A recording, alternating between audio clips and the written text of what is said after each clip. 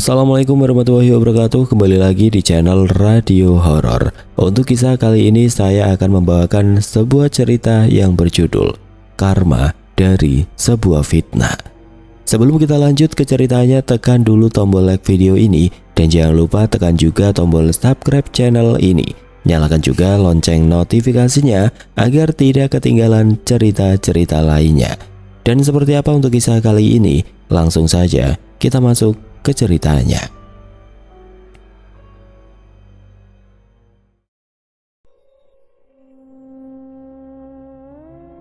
Desa Kemuning, sebuah permata di jantung pedalaman Jawa, selalu diselimuti udara segar dan wangi tanah basah.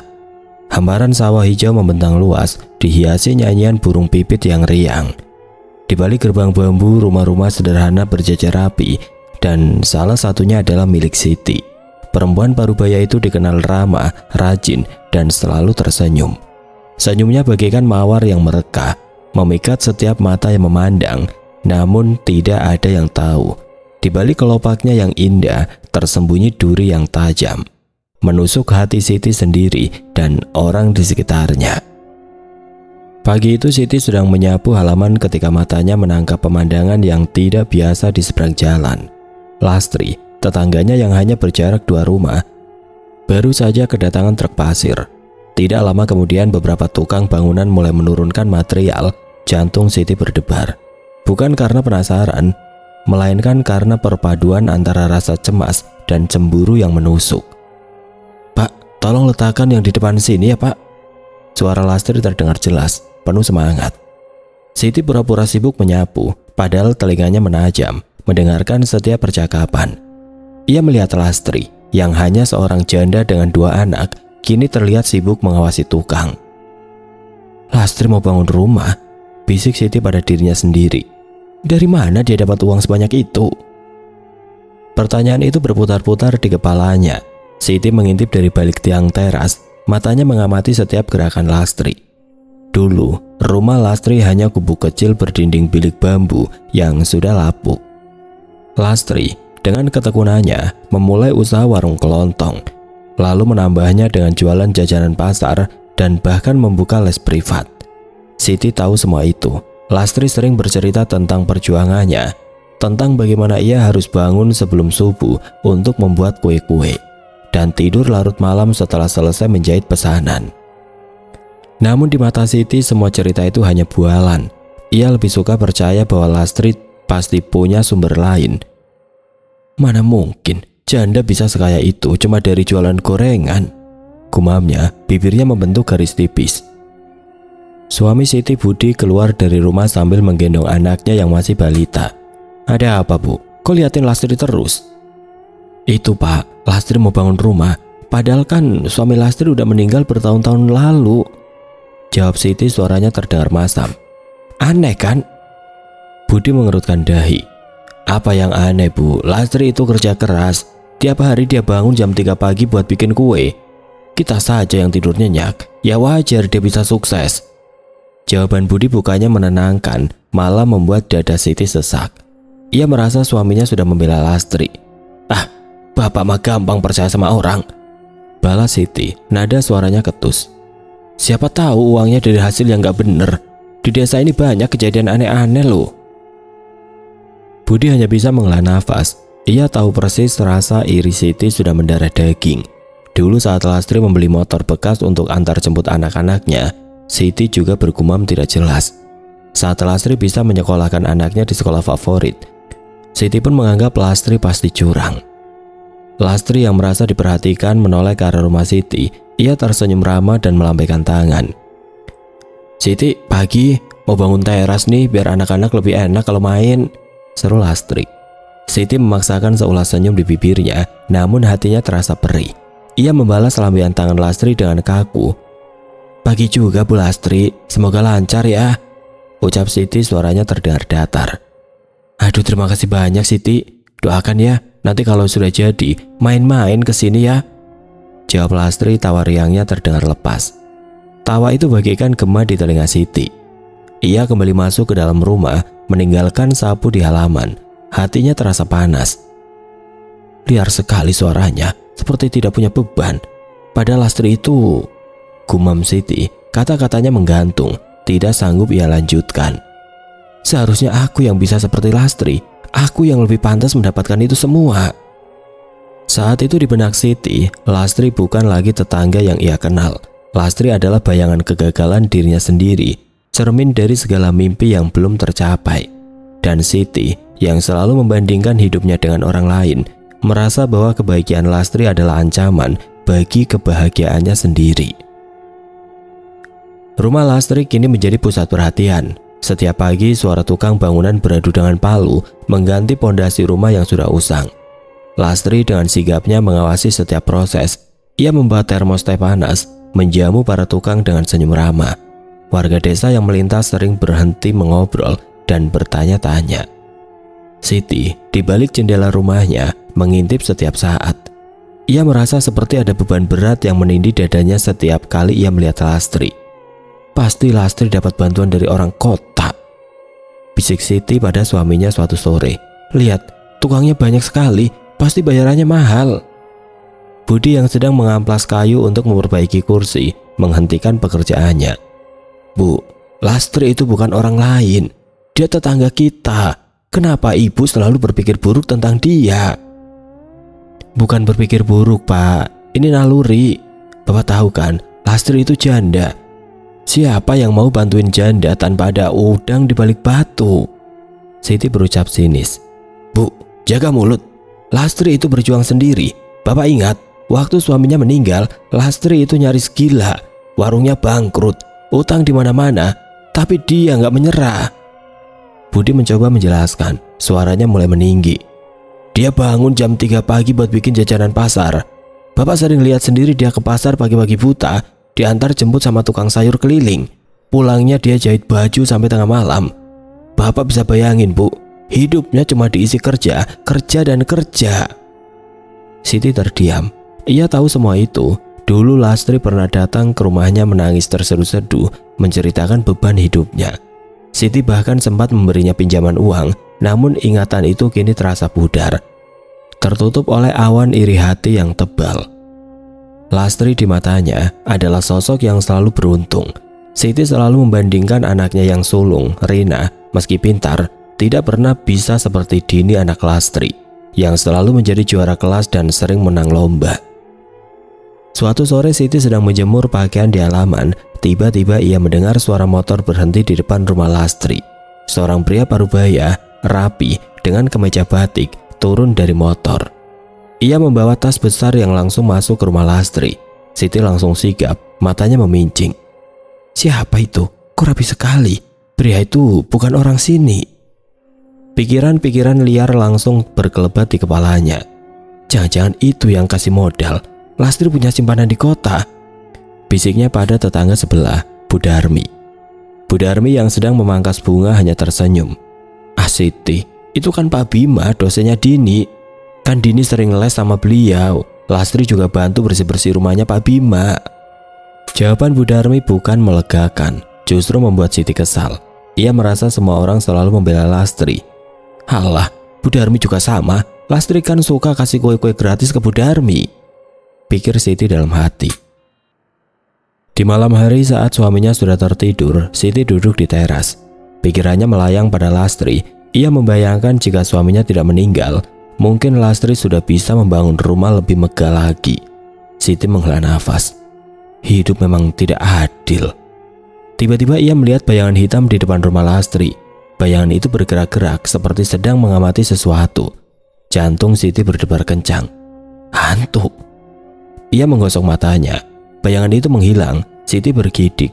Ia langsung masuk ke rumah, mengunci pintu, dan berbaring di samping suaminya. Namun kejadian itu tidak membuatnya kapok. Pagi harinya ia kembali mengintip. Ia melihat Lastri dengan wajah pucat dan mata bengkak sedang berbicara dengan tukang. Siti langsung berpikir, pasti Lastri kelelahan karena harus melayani tamunya tadi malam. Janda itu memang... Siti tidak menyelesaikan kalimatnya. Kebencian yang ia simpan membuat hatinya bagaikan sarang laba-laba. Penuh dengan pikiran-pikiran kotor dan gelap, ia tidak lagi melihat Lastri sebagai manusia yang berjuang, melainkan sebagai sosok yang harus ia kalahkan. Siti pun mulai menyusun rencana. Ia tidak akan membiarkan Lastri menang. Pembangunan rumah Lastri berlangsung cepat seperti keajaiban. Tiang-tiang beton mulai berdiri tegak, kerangka atap terpasang, dan dinding bata merah mulai menutupinya. Di mata warga desa, setiap bata yang terpasang adalah bukti nyata dari ketekunan Lastri. Namun bagi Siti, setiap bata itu adalah duri yang menusuk semakin dalam ke hatinya. Rumah itu, yang seharusnya menjadi sumber kebahagiaan bagi Lastri, justru menjadi racun yang menggerogoti hati Siti. Pagi itu Siti duduk di teras sambil memetik daun singkong untuk dimasak. Pandangannya terus tertuju ke rumah Lastri yang kini sudah dicat hijau muda. Cat baru itu tampak begitu cerah, kontras dengan rumah Siti yang catnya sudah kusam dan mengelupas. "Bapak, lihat itu," kata Siti pada suaminya, Budi, yang baru saja selesai sarapan. "Lastri mau pasang ubin teras. Bagus sekali warnanya, krem motif bunga-bunga, padahal teras kita cuma semen biasa." Budi menoleh lalu menghela nafas. "Terus kenapa, Bu? Nanti kalau ada rezeki, kita juga ganti. Itu kan cuma ubin." "Cuma ubin? Bapak pikir ubin itu murah? Pasti mahal. Lastri dapat uang dari mana sih? Ini pasti tidak beres." "Bu, sudahlah. Bapak udah bilang Lastri itu kerja keras. Kenapa Ibu selalu curiga?" Budi mulai kehilangan kesabaran. "Hidup itu bukan cuma membandingkan diri dengan orang lain. Bapak capek, Bu, kalau setiap hari harus mendengar keluhan Ibu terus." Perkataan Budi bagai petir di siang bolong. Siti terdiam. Dadanya naik turun menahan amarah. Ia merasa tidak ada seorang pun yang mengerti perasaannya. Suaminya sendiri yang seharusnya menjadi satu-satunya orang yang mendukung, kini justru membelanya. Saat itulah Siti melihat Lastri keluar dari rumahnya. Lastri membawa nampan berisi beberapa cangkir kopi dan pisang goreng, lalu memberikannya kepada para tukang. Setelah itu ia melangkah ke jalan menuju ke arah Siti. Lastri tersenyum ramah, senyum yang bagi Siti terasa seperti ejekan. "Siti, Masya Allah, aku minta tolong nih," kata Lastri. "Tolong apa, Bu Lastri?" tanya Siti, suaranya terdengar kaku. "Ini aku mau tanya pendapat, bagusan terasnya dipasang ubin krem motif bunga atau yang polos saja ya?" Lastri menunjukkan foto-foto ubin dari ponselnya. Siti tertegun. Lastri meminta pendapatnya setelah semua yang ia gumamkan di belakang Lastri. Perempuan itu masih datang dengan tulus. Hati Siti terbelah. Di satu sisi ia ingin sekali mengatakan, "Ubin itu jelek, Lastri, kenapa tidak yang lain saja?" Tapi di sisi lain ia tidak sanggup berbohong secara terang-terangan. "Yang motif bunga bagus kok, Bu Lastri," jawab Siti, suaranya pelan. "Alhamdulillah, kalau Siti suka ya aku pasang yang ini saja. Soalnya kan ini buat mainan anak-anak, biar mereka betah," kata Lastri, matanya berbinar bahagia. "Terima kasih banyak ya Siti, maaf kalau mengganggu." Lastri pun kembali ke rumahnya dengan langkah riang. Siti merasa ada sesuatu yang hancur di dalam dirinya. Sikap Lastri yang begitu baik, yang tidak terpengaruh oleh prasangka-prasangka buruk Siti, justru membuatnya merasa lebih buruk. Ia merasa seperti seorang pecundang. Ia kalah. Lastri tidak hanya menggulingnya dalam hal materi, tapi juga dalam hal hati. Siti masuk ke rumah, duduk di kursi tamu, dan menunduk. Ia merasa jijik pada dirinya sendiri. "Kenapa aku seperti ini? Kenapa aku selalu iri?" Bisiknya, air mata mulai mengalir di pipinya.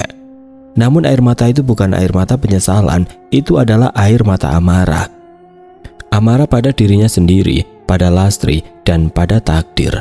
Siti merasa tidak adil, mengapa Lastri bisa mendapatkan segalanya, sementara ia harus berjuang.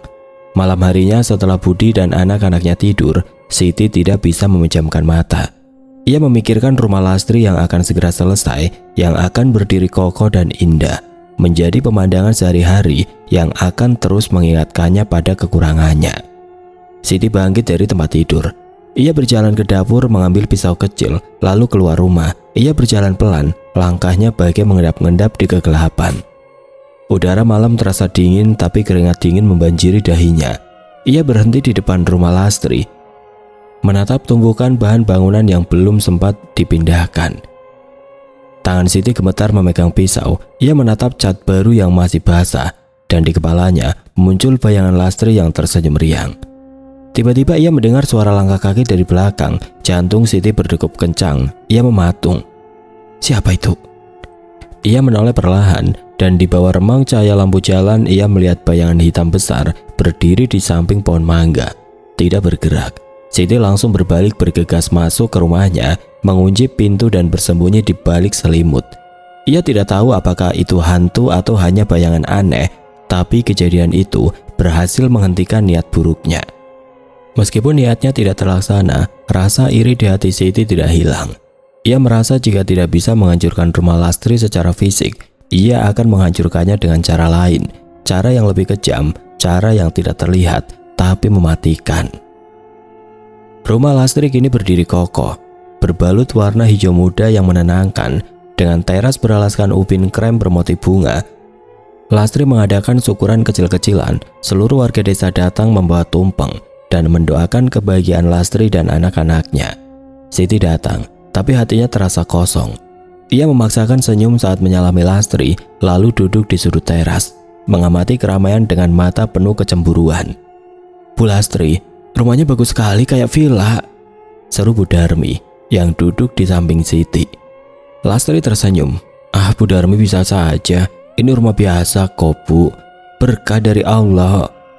Pujian itu bagai panah yang menusuk hati Siti. Ia berdehem.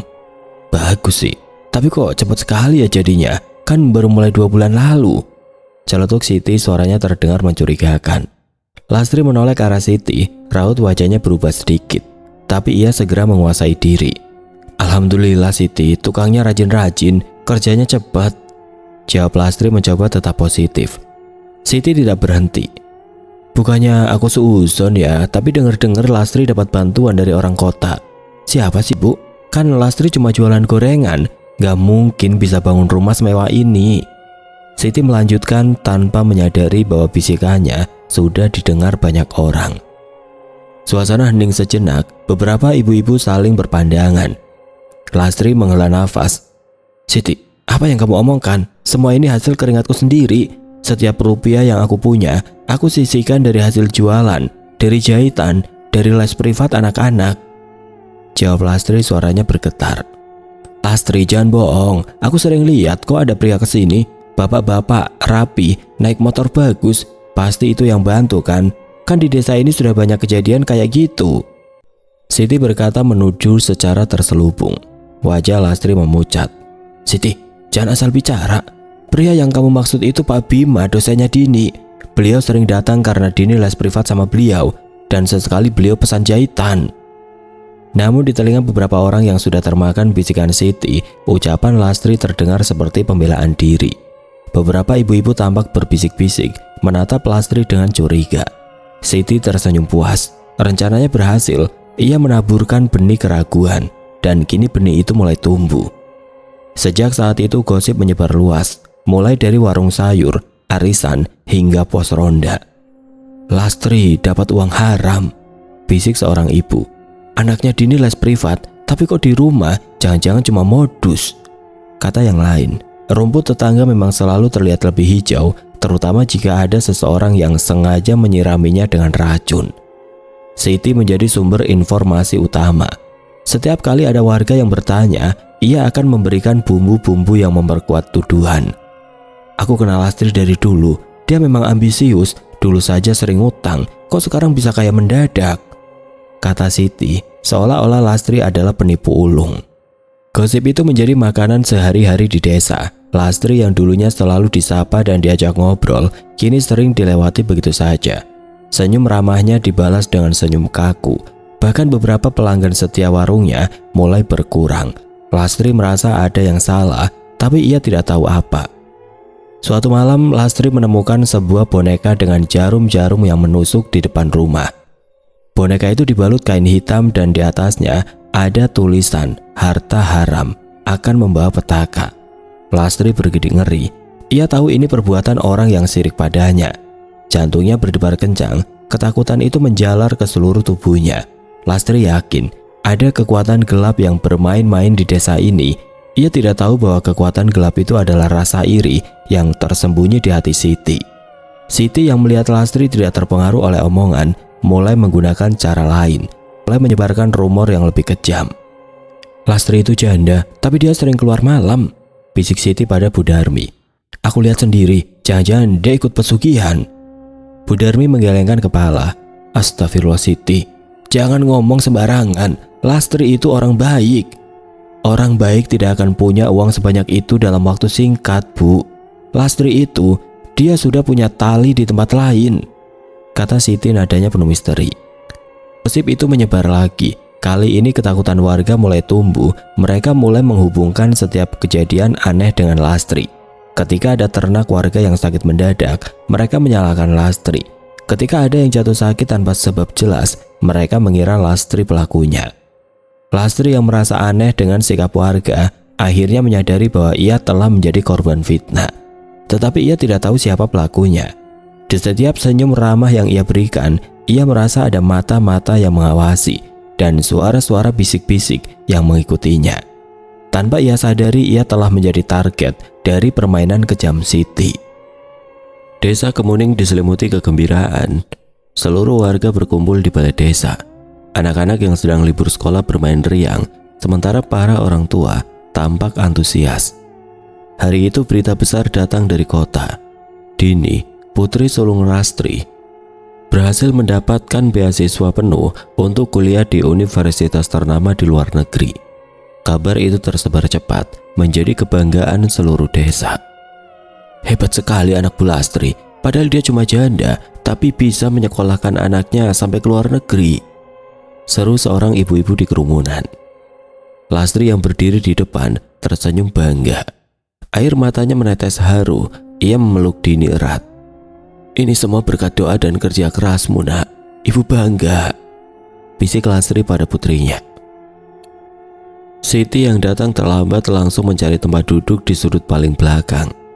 Ia mendengar setiap pujian, setiap ucapan selamat, dan setiap bisikan bangga.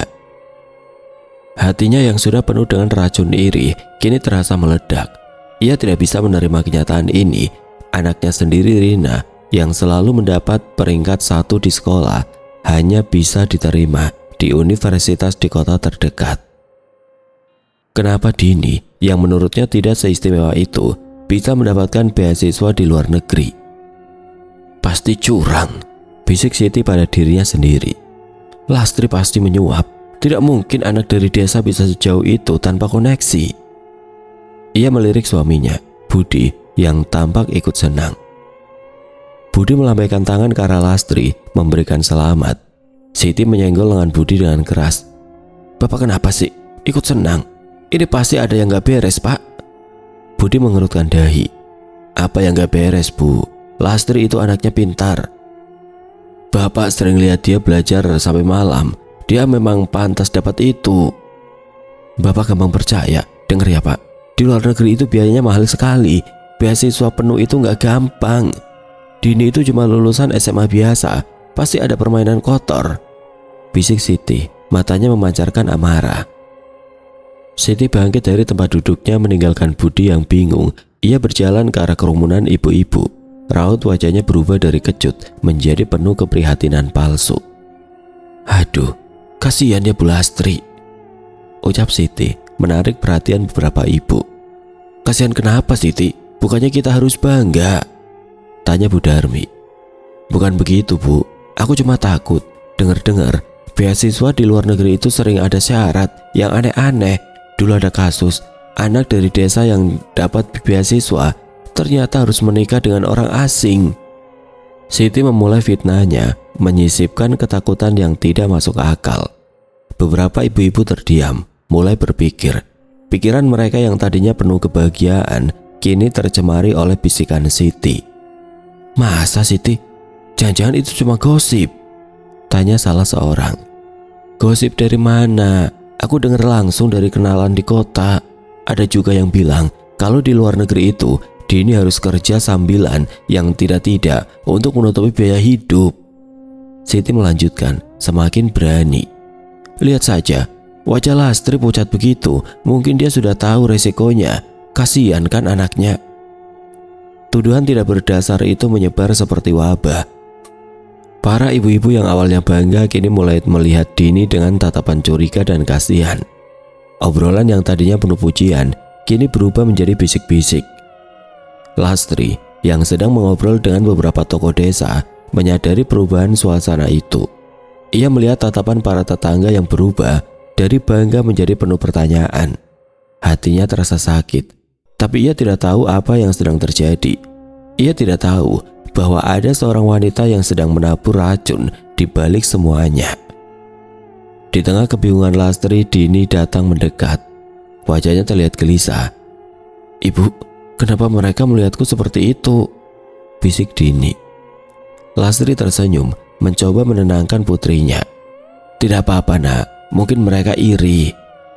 Siti yang melihat Dini berbisik dengan ibunya menyeringai. Ia merasa menang. Tidak cukup baginya hanya membuat orang-orang iri pada Lastri. Ia juga harus membuat mereka takut dan curiga. Ia ingin Dini dan Lastri merasa sendirian, terisolasi dari kebahagiaan yang baru mereka dapatkan. Di malam hari Siti duduk di teras.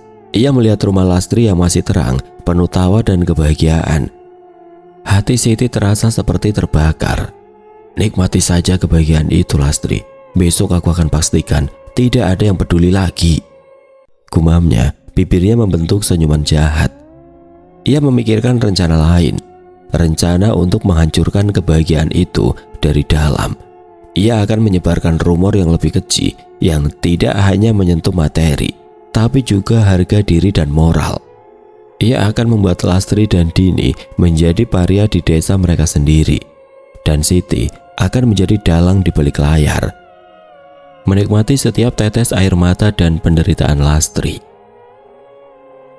Desa Kemuning yang tadinya dipenuhi euforia kini diselimuti bisik-bisik yang merayap seperti ular berbisa. Di setiap sudut di warung kopi di balai desa, nama Dini dan Lastri disebut dengan nada yang penuh prasangka. Semua bermula dari gosip yang disebarkan Siti. Lastri yang dulunya menjadi kebanggaan desa kini menjadi subjek gunjingan. Pagi itu Siti sedang menimbang sayuran di warung Budarmi. Ia mengamati Lastri yang sedang membelikan Dini baju baru untuk persiapan kepergiannya. Wajah Lastri terlihat lelah, tapi matanya memancarkan kebahagiaan. "Duh Bu Lastri, kok tumben belanja baju? Nggak nunggu Dini balik dari kota saja?" celetuk Siti. Suaranya terdengar lembut namun penuh makna. Lastri menoleh tersenyum. "Ini buat Dini Siti, dia mau pergi, jadi ibu belikan baju yang bagus. Sayang sekali ya, anaknya pintar, dapat beasiswa, tapi harus punya syarat yang aneh-aneh. Kalau kata orang-orang sih, beasiswa itu nggak gratis, ada maharnya," bisik Siti. Matanya melirik ke arah ibu-ibu lain yang sedang belanja. Lastri mengerutkan dahi. "Syarat apa Siti? Jangan mengada-ngada. Dini dapat beasiswa ini murni karena kepintarannya, tidak ada syarat apapun." "Lastri, jangan marah. Aku cuma kasihan saja sama anakmu," balas Siti. Ekspresinya berubah seolah-olah ia adalah orang yang paling peduli. "Aku juga dengar kalau Dini harus kerja di sana sebagai... aku tidak tega mengatakannya. Pokoknya kerjanya malam-malam untuk biaya hidup." "Makanya Lastri, sekarang kaya raya mendadak, mungkin karena kiriman uang dari Dini." Wajah Lastri memucat, matanya berkaca-kaca. Ia melihat Budarmi dan ibu-ibu lain. Mereka tidak lagi menatapnya dengan bangga, melainkan dengan tatapan iba, seolah percaya dengan omongan Siti. "Siti, kau menyebar fitnah!" Lastri berteriak, suaranya bergetar. "Aku tidak pernah mengajarkan anakku hal-hal kotor. Kamu yang tidak tahu malu, kamu iri padaku kan?" Teriakan Lastri membuat seluruh warung hening. Semua mata tertuju pada mereka berdua. Siti dengan wajah polos berpura-pura terkejut. "Lastri, kenapa kau marah-marah? Aku hanya kasihan. Sebagai teman, aku ingin kau tahu apa yang orang-orang bicarakan di belakangmu," kata Siti, nadanya penuh kepalsuan. "Budi saja sering bilang padaku, hati-hati ya Bu, di desa ini banyak yang iri." Lastri tertegun. Kata-kata Siti menohoknya. Ia tidak menyangka Siti akan sejahat itu. Ia membuang sayuran yang ada di tangannya, lalu berlari pulang sambil terisak. Dini yang melihat ibunya menangis langsung memeluknya. "Ibu kenapa? Siti bilang apa?" tanya Dini. "Dia menyebar fitnah, nak. Dia bilang kamu dapat beasiswa karena ada syaratnya. Dia bilang ibu dapat uang dari kamu." Lastri bercerita, air matanya tidak terbendung. Dini mengepalkan tangan. "Tidak bisa dibiarkan, Bu. Aku akan jelaskan semuanya kepada warga." Sore harinya Dini mendatangi rumah Siti. Lastri sudah melarangnya, tapi Dini ingin harga diri ibunya kembali. Ia mengetuk pintu rumah Siti. Budi yang membukanya. "Ada apa, Dini?" tanya Budi, wajahnya terlihat tidak enak. "Saya ingin bicara dengan Ibu Siti, Pak." Siti keluar, ia memasang wajah ramah seolah tidak terjadi apa-apa. "Dini, ada apa, nak? Masuk, ayo masuk." Dini menggeleng. "Tidak usah, Bu. Saya hanya ingin minta tolong. Jangan menyebarkan fitnah lagi tentang saya dan ibu saya. Saya dapat beasiswa murni karena belajar. Tidak ada syarat apapun. Dan ibu saya tidak pernah menerima uang dari saya." Siti tersenyum. "Dini, jangan salah paham. Aku tidak pernah bilang begitu. Hanya saja di desa ini kan banyak kejadian aneh. Aku cuma kasihan saja sama kamu." Dini menahan air matanya. "Bu Siti, tolong berhenti. Fitnah yang ibu sebarkan sudah menyakiti ibu saya. Selama ini ibu selalu menuduh ibu saya dengan hal-hal yang tidak benar. Rumah ibu saya dibilang hasil pesugihan. Beasiswa saya dibilang ada syaratnya. Apa salah kami, Bu?" "Apa salah kalian? Kenapa kalian begitu beruntung? Aku yang lebih dulu hidup di desa ini. Tapi kenapa Lastri yang dapat semuanya? Kenapa?" Tiba-tiba Siti berteriak. Wajahnya memerah. Topeng kemarahan yang ia pasang runtuh. Amarahnya meledak. Dini terdiam, tidak percaya dengan apa yang ia dengar. "Jadi semua ini karena ibu iri?" bisik Dini. Siti tidak menjawab. Ia hanya menatap Dini dengan tatapan penuh kebencian. Budi yang menyaksikan semuanya menarik Siti masuk ke dalam rumah. "Bu, cukup. Kamu sudah keterlaluan." Dini pulang dengan hati hancur. Ia tidak menyangka di balik senyum ramah Siti tersembunyi kebencian yang begitu mendalam. Lastri yang melihat Dini menangis hanya bisa memeluk putrinya. Mereka berdua tahu pertempuran mereka belum selesai. Keesokan harinya Dini mendatangi kantor kepala desa. Bersamanya ada Lastri yang wajahnya masih terlihat sembab dan Budi, suami Siti, yang merasa bersalah dan ingin meluruskan semuanya. Dini dengan tenang menceritakan semua fitnah yang disebarkan Siti, termasuk tuduhan tentang syarat aneh untuk beasiswa dan asal-usul kekayaan Lastri. Kepala desa Pak Kardi mendengarkan dengan seksama, sesekali mengangguk. "Jadi, kamu bilang Siti yang menyebarkan semua gosip ini?" tanya Pak Kardi menatap Budi. Budi mengangguk. "Benar, Pak. Istri saya sering mengeluh tentang Lastri. Saya sudah sering menasehati, tapi dia tidak mau dengar. Saya sendiri yang melihat dia melempar boneka santet itu ke rumah Lastri, Pak. Saya juga yang mendengar dia mengarang cerita tentang beasiswa Dini. Saya minta maaf, Pak. Saya malu sekali." Lastri terkejut mendengar pengakuan Budi. Jadi, selama ini bayangan hitam yang ia lihat, boneka yang ia temukan, semua itu adalah perbuatan Siti. Lastri menatap Budi. "Pak Budi, jadi yang selama ini..."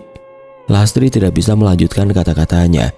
Ia merasa sakit hati, tapi juga merasa lega. Akhirnya teka-teki yang menghantuinya selama ini terpecahkan. Kepala desa mengangguk. Ia mengerti. Baiklah, masalah ini harus diselesaikan. Kita tidak bisa membiarkan desa kita dipenuhi fitnah. Nanti sore, kita adakan pertemuan di balai desa. Semua warga harus datang. Kita akan luruskan semua ini. Sore harinya balai desa penuh sesak. Seluruh warga hadir, penasaran dengan apa yang akan disampaikan. Siti juga datang, wajahnya tampak tegang. Tapi ia berusaha menyembunyikannya. Ia duduk di barisan paling depan. Berpura-pura tenang. Ia merasa tidak ada bukti yang bisa menjatuhkannya. Pak Kardi memulai pertemuan. "Bapak-bapak, ibu-ibu sekalian, maaf telah mengganggu waktu kalian. Saya mengumpulkan kalian di sini karena ada satu masalah yang harus kita selesaikan. Masalah fitnah yang sudah menyebar di desa ini. Lastri dan putrinya Dini sudah menjadi korban." Suasana hening. Semua mata tertuju pada Lastri dan Dini yang duduk di samping Pak Kardi. Siti tersenyum kecil. Ia berpikir Lastri hanya akan mengadu, yang justru akan membuatnya terlihat lebih buruk. Namun Pak Kardi tidak memberi kesempatan Lastri untuk bicara. Ia langsung memanggil Budi. "Pak Budi, silakan maju." Budi berdiri dengan tubuh gemetar. Ia menatap istrinya sejenak. Wajah Siti langsung memucat. Ia tahu suaminya akan membongkar semuanya. "Bapak-bapak, ibu-ibu, saya di sini bukan untuk membela istri saya, tapi untuk meluruskan semuanya. Beberapa bulan ini istri saya, Siti, menyebarkan fitnah tentang Lastri. Dia yang bilang rumah Lastri hasil pesugihan. Dia yang bilang Lastri punya simpanan. Dia juga yang bilang Dini dapat beasiswa dengan syarat aneh." Siti langsung berdiri. "Pak, apa yang kau katakan? Itu tidak benar. Bapak-bapak, ibu-ibu, jangan percaya," teriak Siti. "Aku punya buktinya. Kau pikir aku tidak tahu? Malam itu kau hampir merusak rumah Lastri. Dan kau juga yang meletakkan boneka santet itu. Aku melihatmu," balas Budi. Suaranya meninggi penuh amarah. Siti terdiam. Ia menatap suaminya dengan tatapan penuh kebencian. "Kau pengkhianat," desis Siti. "Lastri punya semua bukti, bapak-bapak. Surat-surat beasiswa, rekening bank, semuanya bersih." Pak Kardi melanjutkan. "Tuduhan yang disebarkan Siti itu semua bohong. Semua itu datang dari rasa iri." Warga desa terdiam. Mereka menatap Siti dengan tatapan tidak percaya. Mereka tidak menyangka sosok yang selama ini mereka kenal ramah dan baik hati ternyata adalah dalang di balik semua fitnah itu. Budarmi yang duduk di samping Siti langsung menjauh. Tatapan kecewa dan jijik terpancar jelas di matanya. Siti melihat sekeliling. Ia tidak lagi melihat wajah-wajah ramah. Yang ada hanya tatapan kosong, tatapan kecewa, dan tatapan penuh amarah. Ia merasa seluruh dunia menatapnya, menghakiminya. Ia merasa terpojok. Tanpa mengucapkan sepatah kata pun, Siti bangkit dari tempat duduknya dan berlari keluar balai desa. Ia berlari sekuat tenaga, tidak peduli dengan bisik-bisik yang mengikutinya, tidak peduli dengan rasa malu yang membakar dirinya. Ia hanya ingin kabur dari kebenaran yang baru saja terbongkar. Sejak kejadian di balai desa, hidup Siti berubah total. Jalanan yang dulu selalu ramai dengan sapaan ramah kini terasa dingin. Saat Siti keluar rumah untuk berbelanja, para tetangga yang berpapasan dengannya akan membuang muka atau buru-buru menyeberang jalan. Tatapan mereka bukan lagi penuh hormat, melainkan dipenuhi kekecewaan dan amarah. Siti yang dulu selalu menjadi pusat keramaian, kini menjadi sosok yang dihindari. Ia merasa dikucilkan, seolah-olah ia adalah penyakit menular. Suatu sore, Siti mencoba mendatangi warung sayur Budarmi. Ia ingin membeli beberapa bahan makanan, tapi Budarmi hanya menatapnya dingin. "Budarmi, saya mau beli kangkung," ucap Siti suaranya pelan. Budarmi tidak menjawab. Ia hanya menunjuk tumpukan kangkung tanpa ekspresi. Siti mengambil satu ikat, lalu menyodorkan uang. Budarmi mengambil uang itu, menghitungnya, lalu mengembalikannya dengan kasar. Tidak ada basa-basi, tidak ada senyum, hanya transaksi yang hampa. Siti merasa dadanya sesak. Ia mencoba menyapa ibu-ibu lain yang sedang berbelanja, tapi mereka hanya berbisik-bisik. Lalu tertawa kecil, seolah-olah mengolok-ngoloknya. Siti tahu mereka sedang membicarakannya. Ia merasa malu dan terhina. Di rumah, Siti mencoba meminta maaf pada Budi. "Pak, maafkan aku," ucap Siti, air matanya tumpah. Budi hanya diam, sibuk membaca koran. Ia tidak menatap Siti. Bahkan saat istrinya terisak di depannya. "Bu, Bapak sudah bilang dari dulu, iri itu tidak baik. Lihat sekarang, semua orang menjauh, Bapak juga malu. Jangan pikir Bapak tidak tahu semua omongan yang beredar di pos ronda," kata Budi suaranya datar. "Tapi aku sudah minta maaf, Pak. Kenapa mereka tidak mau maafkan aku?" Siti bertanya putus asa. Budi akhirnya meletakkan korannya. Ia menatap mata Siti. "Memaafkan itu tidak semudah itu, Bu. Kepercayaan yang hilang itu sulit dikembalikan. Lastri dan Dini sudah kamu sakiti. Mereka tidak hanya sakit hati, tapi juga malu. Mereka sudah menjadi korban fitnahmu." Malam hari menjadi momen paling menyakitkan bagi Siti. Dulu malam di desa selalu diisi dengan tawa dan obrolan dari teras tetangga. Kini semuanya sunyi. Siti duduk di teras rumahnya yang gelap, mendengarkan kesunyian yang mencekam. Terdengar samar-samar tawa dari rumah Lastri, tempat Lastri dan Dini sedang berkumpul dengan teman-teman Dini. Tawa itu yang dulu ia benci, kini justru membuatnya merasa kesepian. Ia merindukan kehangatan itu, kebersamaan itu yang kini terasa begitu jauh. Suatu hari Siti mendengar kabar bahwa Lastri jatuh sakit. Awalnya ia merasa senang.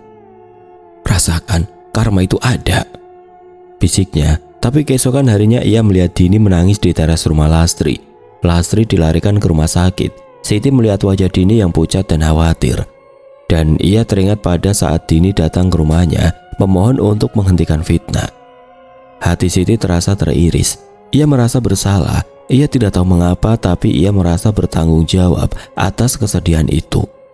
Ia telah merusak kebahagiaan Lastri. Ia telah membuat Lastri sakit.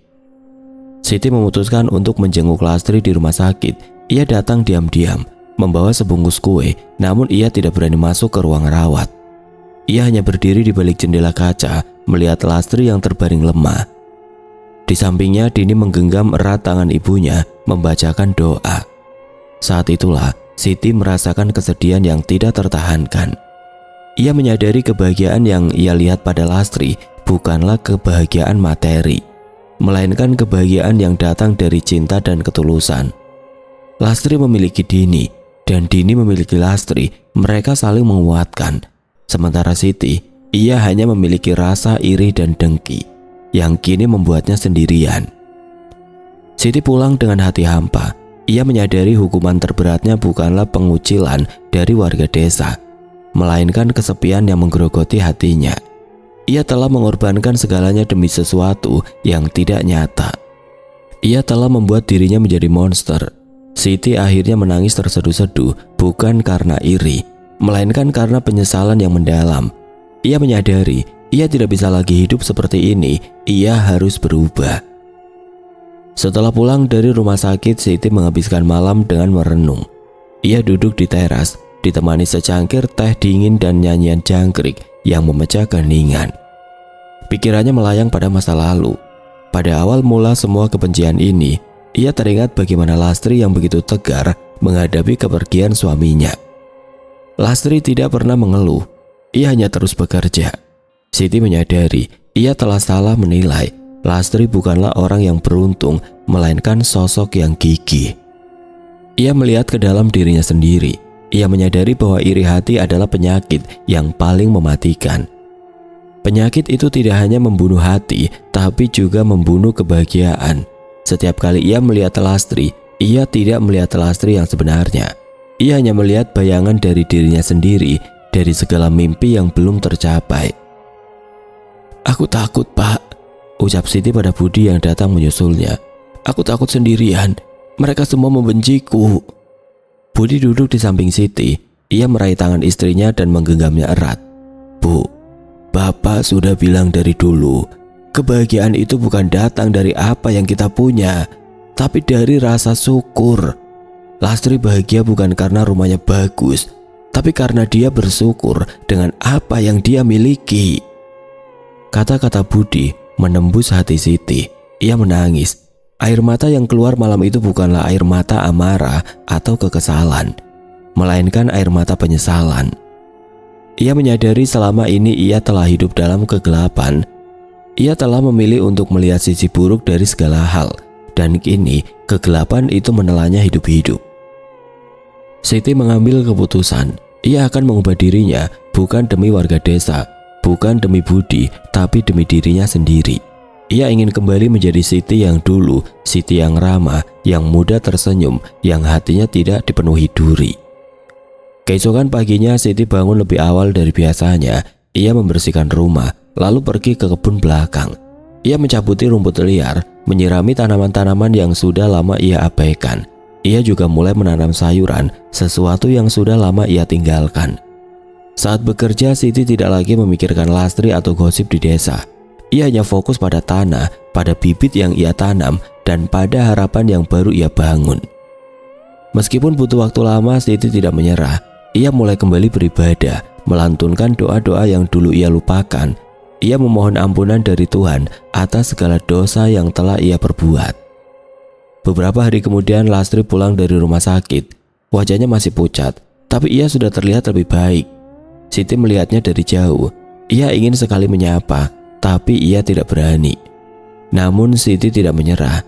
Setiap pagi ia meletakkan sebungkus kue di depan pintu rumah Lastri, lalu bersembunyi. Lastri menemukan kue-kue itu, tapi ia tidak tahu siapa yang meletakkannya. Sampai suatu hari Lastri memergoki Siti. "Siti, kau yang meletakkan kue ini?" tanya Lastri. Siti terdiam, malu. Ia menundukkan kepalanya. "Maaf Bu Lastri, aku tidak bermaksud apa-apa. Ini hanya kue, semoga kamu suka." Lastri tersenyum. "Terima kasih Siti. Maaf, aku tidak tahu kalau kau yang memberikannya." "Aku yang minta maaf Bu Lastri. Aku sudah menyakitimu. Aku pantas untuk dikucilkan," ucap Siti suaranya bergetar. Lastri hanya menatap Siti. Ia melihat ketulusan di mata Siti. Ia melihat penyesalan. Lastri meraih tangan Siti. "Aku sudah memaafkanmu Siti. Setiap manusia bisa melakukan kesalahan. Yang terpenting adalah kau mau berubah." Kata-kata Lastri bagai embun yang menyejukkan hati Siti. Siti menangis terseduh-seduh, memeluk Lastri. Ia menyadari perjuangan terbesarnya bukanlah melawan Lastri atau warga desa. Perjuangan terbesarnya adalah melawan dirinya sendiri dengan niat yang tulus dan hati yang terbuka. Ia akhirnya menemukan cahaya di balik kegelapan yang selama ini menyelimutinya. Sejak permohonan maaf itu, hidup Siti perlahan mulai kembali normal. Bukan karena warga desa langsung melupakan kesalahannya, tapi karena mereka melihat perubahan nyata dalam diri Siti.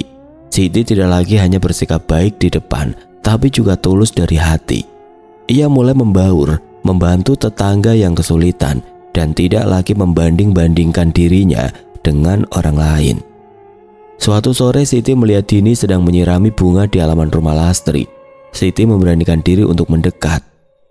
"Dini, bagaimana kabarmu?" tanya Siti suaranya tulus. Dini tersenyum. "Alhamdulillah Bu Siti, baik."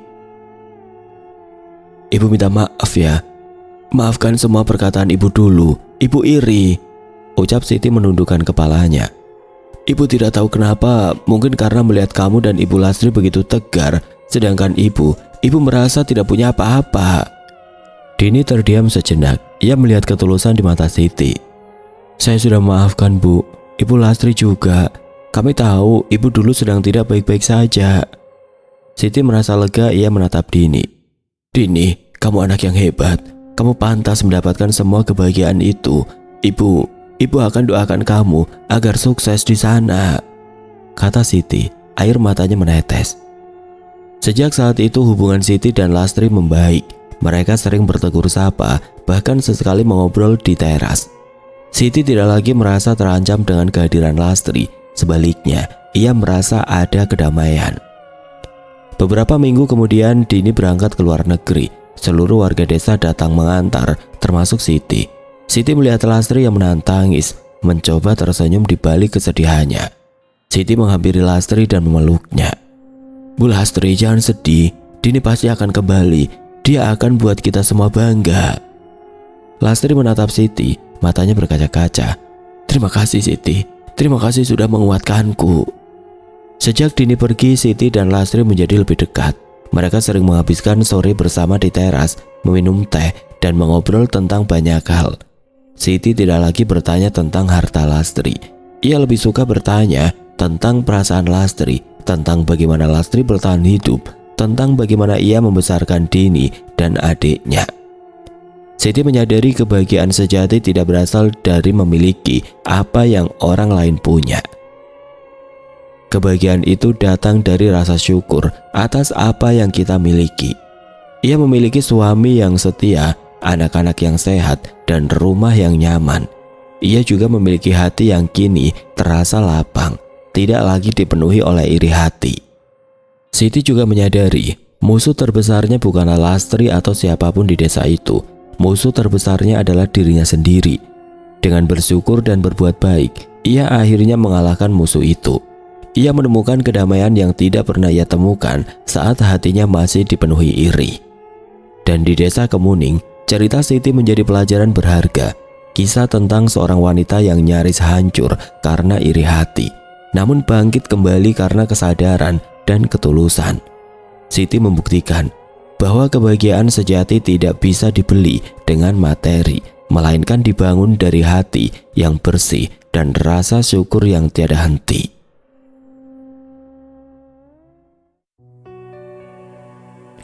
Oke teman-teman, sekian untuk kisah kali ini. Bagaimana menurut kalian tentang kisah ini? Tulis komentar kalian di kolom komentar. Dan semoga apa yang sudah saya bagikan dalam kisah ini dapat dijadikan pembelajaran untuk kita semua. Buat teman-teman yang baru bergabung, jangan lupa untuk like, komen, share, serta subscribe channel ini. Dan nantikan kisah-kisah horor berikutnya tetap di channel Radio Horor. Wassalamualaikum warahmatullahi wabarakatuh.